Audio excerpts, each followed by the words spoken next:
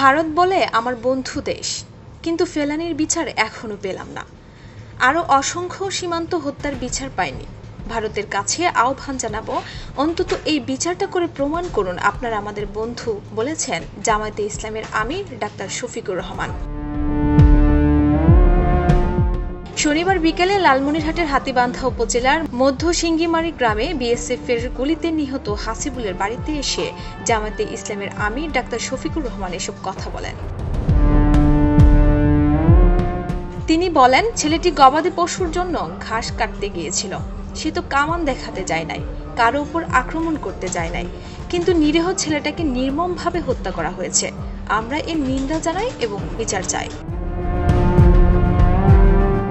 তিনি আরও বলেন, সরকারকে বলবো, হত্যাকাণ্ড হয়েছে আমাদের দেশের মাটিতে, লাশ নিয়ে গেছে ভারতে, এই হত্যার বিচার হবে বাংলাদেশে। পরে তিনি হাসিবুলের পরিবার ও স্বজনদের সঙ্গে সাক্ষাৎ করে সমবেদনা জানান এবং আর্থিক সহায়তা প্রদান করেন।